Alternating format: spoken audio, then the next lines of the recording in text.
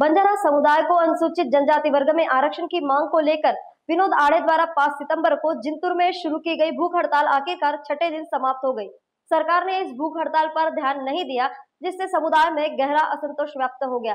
अंततः 10 सितंबर को स्वर्गीय वसंतराव नाइक पूर्णाकृति प्रतिमा स्थल पर रास्ता रोको आंदोलन किया गया। इस आंदोलन में समुदाय के सदस्यों ने जोरदार नारे लगाए। हालांकि प्रदर्शनकारियों ने एम्बुलेंस के लिए तुरंत रास्ता साफ करके अपनी सामाजिक प्रतिबद्धता का परिचय दिया। इसी बीच परभणी के सांसद संजय जाधव इस भूख हड़ताल स्थल पर मौजूद रहे और उन्होंने आश्वासन दिया कि बंजारा समुदाय के अनुसूचित जनजाति आरक्षण के लिए मेरा दृढ़ समर्थन है और आगामी संसद में मैं इस मुद्दे को जरूर उठाऊंगा। इस अवसर पर संविधान विद्वान और पूर्व सांसद हरिभाऊ राठौड़ ने भी अनशनकारियों से मुलाकात की और उन्हें समर्थन दिया।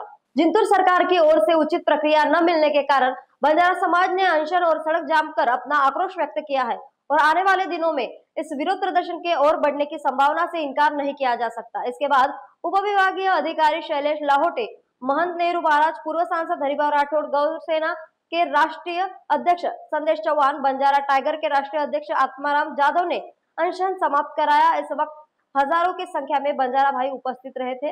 या उपोषणाला भेट दिली होती आणि या ठिकाणी उपोषण देखील संपलेलं आहे।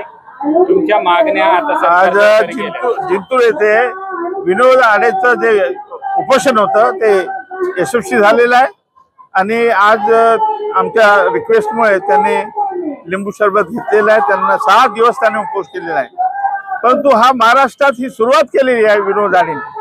यानंतर असे कितीतरी प्रत्येक जिल्ह्यामध्ये महाराष्ट्रात होईल आणि त्यानंतर आम्ही मुंबईला धडक देऊ। आम्ही जरांगे पाटलाच्या निमित्ताने हा जो प्रश्न उपस्थित झालेला आहे आजचा नाही आहे। जेव्हा राज्याची पुनर्निर्मिती झाली तेव्हापासून त्यामध्ये कायद्यामध्ये असं होतं की ते जे 5 जिल्हे होते त्यावेळेचे, आता मराठवाडा म्हणतो आपण त्यांना कायद्याने मी म्हणतो केवळ हैदराबाद गॅजेट नाही तर कायद्याने त्यांना या ठिकाणी आरक्षण एसटीचं मिळालं पाहिजे। त्यानंतर आमच्या विदर्भात सुद्धा हे आरक्षण आता पूर्ण महाराष्ट्रामध्ये हे मिळणार आहे, कारण त्यावेळेस मध्य प्रांतामध्ये जे आमचे सगळे जिल्हे होते ते मुंबईमध्ये आले। आज मी मुंबईपासून निघालो तर मी सगळीकडे बोर्ड वगैरे मोठे मोठे होल्डिंग लागलेले आहेत आणि माननीय मुख्यमंत्री नतमस्तक झालेले आहे शिवाजी महाराज, छत्रपती शिवाजी महाराज यांच्या समोर। मला असं वाटलं, थोडं माझ्या लक्षात आलं की शाहू छत्रपती आणि फुले आणि बाबासाहेब आंबेडकरांच्या फोटो समोर जर ते नतमस्तक झाले असते तर खऱ्या अर्थाने ते सामाजिक आरक्षणाचे पुरस्कर्ते ठरले असते। केवळ मराठाला आरक्षण दिलंय, परंतु तायवाड्याने त्यांना फसवलंय। एक कुणबी सोडून 485 जाती, भटके, विमुक्त, 12 बलुतेदार, ओबीसी त्यांच्या विरोधात जाणार आहे आणि निवडणुकीमध्ये त्यांना भाजपला हे भोगावं लागणार आहे। पाठिंबा दर्शविलाय आणि तुम्ही आता हा जो प्रश्न आहे या संदर्भात मुख्यमंत्र्यांना पत्र देखील देणार आहात? दिलंय। बघा, बंजारा समाजाचा एक युवक विनोद आडे नावाचा जो जिंतूर तालुक्यातल्या मालेगावचा रहिवासी आहे, समाजाला एसटी मधून आरक्षण मिळावं या मुख्य मागणीसाठी तो गेल्या 6 दिवसापासून आमरण उपोषणाला बसलेला आहे। वास्तविक सरकारनं आणखी कुठलीही याच्यामध्ये दखल घेतलेली नाही। जसं मराठा समाजाला हैदराबाद गॅजेटमधून आरक्षण दिले त्या स्वरूपाचं आरक्षण आम्हाला हैदराबाद गॅजेटमधूनच मिळावं अशी बंजारा समाजाची मागणी आहे। कारण बंजारा समाजाला हैदराबाद इस्टेटमध्ये एसटीमध्ये आरक्षण आहे आणि आपल्या इकडं ओबीसी मध्ये आहे का व्हीजेएनटी मध्ये आहे, त्यामुळे ह्यामध्ये मोठा फरक आहे। तर त्यांची मागणी, मुख्य मागणी अशी आहे की बाबा आम्ही पूर्वी हैदराबादमध्ये होतो, निजामकालीन आपला मराठवाडा हा निजामकालीन राजवटीमध्ये आपण हैदराबादमध्ये होतो, म्हणून त्या भागातल्या नागरिकांना ज्या सवलती मिळतात त्या सवलती आम्हाला सुद्धा मिळाव्यात अशा स्वरूपाची मुख्य मागणी घेऊन विनोद आडे या ठिकाणी समाजाचं आज एक नेतृत्व करतोय। निश्चितच त्याचं अभिनंदन करावं तेवढं कमी आहे आणि समाज बांधव सुद्धा सगळा एकवटलेला आहे आणि गॅजेट प्रमाणे जर द्यायचं असेल तिथं, जर गॅजेट प्रमाणे जर तिथं तसा उल्लेख असेल तर समाजाला द्यायला कुठलीही अडचण असायचं सरकारला काही कारण नाही। पण तो सरकार काय भूमिका घेते हे महत्वाचं आहे। आता सनगर धनगर समाजाचा आरक्षणाचा आणखीन विषय हाताळीत नाही, कारण त्यांचं धनगर आणि धनगड अख्ख्या देशामध्ये धनगर समाज हा एसटी मध्ये आहे, पण महाराष्ट्रामध्ये तो व्हीजेएनटी मध्येच मला वाटते की तर अशा स्वरूपाचं हे जे चालू आहे ते जरा सरकार पळकाडूपणाचं धोरण स्वीकारते का काय असं कधी कधी वाटते. पण आता बंजारा समाजाची मागणी आता ही रिसेंट आलेली आहे, त्यामुळे इथून भविष्यात पुढे काय काय त्यामध्ये प्रतिक्रिया येतील बघू. पण सरकारनं ह्याच्यामध्ये सामंजस्यानं लवकर त्या मुलाला या ठिकाणी उपोषणापासून उठवावं. त्याला काही लेखी आश्वासन देता येते, काय देता येते ते समाजातल्या काही प्रमुख लोकांना बोलवून त्याला बोलवून काहीतरी मार्ग लवकरात लवकर काढावं. कारण शेवटी एवढं गरमीचे दिवस आहेत आणि 6 दिवसापासून हा एक युवक आपल्या प्राणांतीशी झुंज करतोय समाजासाठी, ही त्याची कौतुकास्पद जरी असली तरी सरकारसाठी ही लाजिरवाणी गोष्ट आहे. म्हणून सरकारनं लवकर ह्याचं उपोषण संपुष्टात आणावं आणि त्यांच्या मागण्याकडे लक्ष द्यावं. सरकारची उदासीनता म्हणता येईल. 6 दिवस उपोषण सुरू. 6 दिवसामध्ये सरकार बघायला तयार नाही. अरे पालकमंत्री तरी आलत्या का नाही जिल्ह्याचे? त्याही नाही. ते पालकमंत्री कमीत कमी मतदारसंघातल्या आपला समाज या ठिकाणी एकवटला आहे, आपल्याला समाजानं भरपूर मदत केली आहे, येऊन भेटायला तर काय हरकत आहे का? ठीक आहे, सरकार काय निर्णय घ्यायचे घेईल तुम्ही ठरवा. परंतु एक लोकप्रतिनिधी ह्या नात्याने ह्या विभागाचं नेतृत्व करत असताना येऊन त्याला भेटून त्याच्या काय समस्या आहे ते समजून घेणं ही त्यांची नैतिक जबाबदारी आहे, ती त्यांनी घ्यावी असं मला वाटतंय. म्हणून मी या ठिकाणी एवढंच म्हणेन की समाज बांधव ज्या मागणीसाठी या ठिकाणी बसलेत त्यांचा जर हैदराबाद गॅजेटमध्ये तशा स्वरूपाचा उल्लेख असेल आणि सरकारने त्यांच्या मागणीची पूर्तता करावी. मी हा विषय लोकसभेत सुद्धा माऊन धरणार आहे. येणाऱ्या हिवाळी अधिवेशनामध्ये परभणी जिल्ह्याचा खासदार म्हणून मी लोकसभेमध्ये ही भूमिका मांडणार.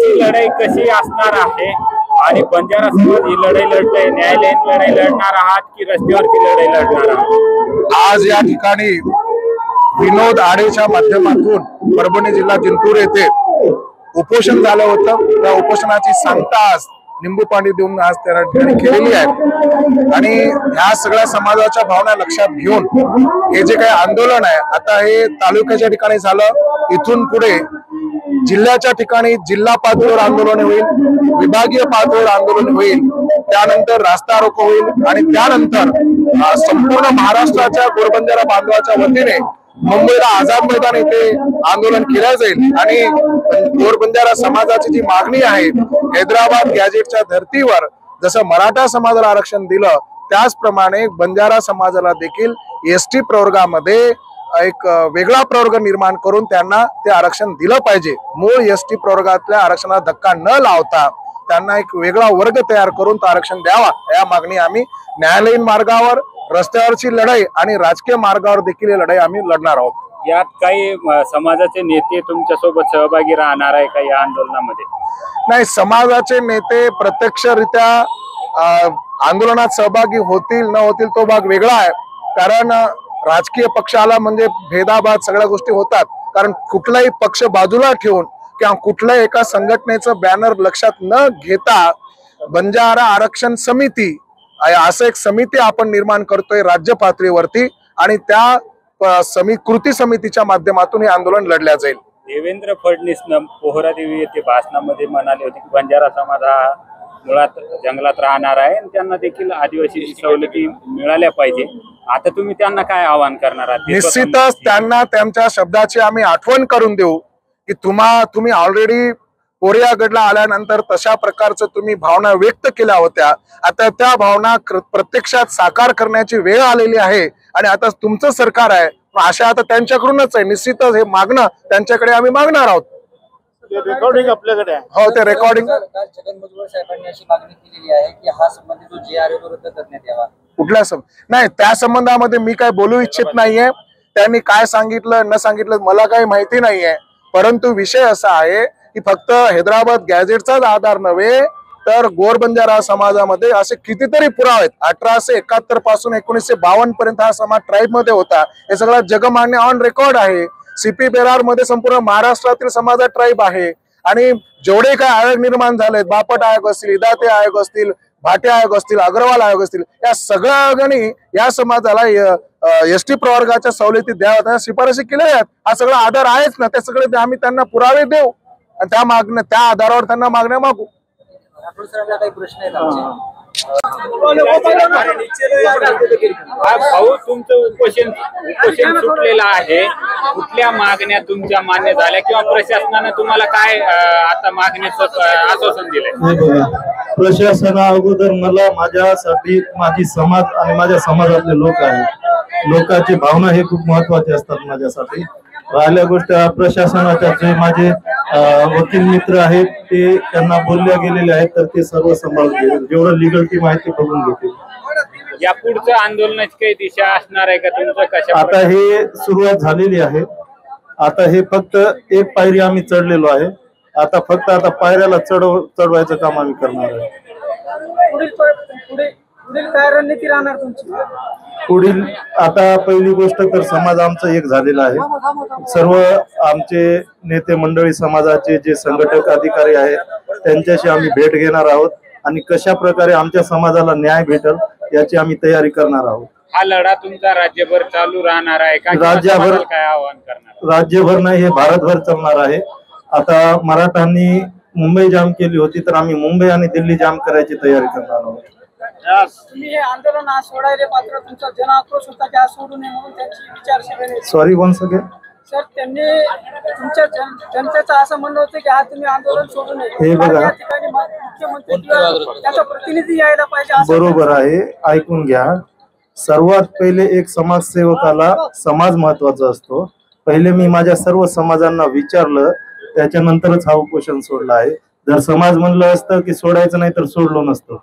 आणि काही लोकांना वाटतंय की मी स्वतःसाठी करतोय, सरकार वगैरे कडे पण अशी टिप्पणी चालू आहे. मी सरकारांना एक विनंती करतो, मुख्यमंत्री साहेब आणि प्रधानमंत्री साहेब, आपणास एक विनंती आहे, जर तुम्हाला वाटत असेल मी स्वतःसाठी करत आहे तर तुम्ही फक्त एसटी प्रवर्गात आमच्या समाजाला जागा द्या. मी सर्वांसमोर लाईव्ह जर सुसाईड नाही केलं तर माझं नाव बदलून टाका.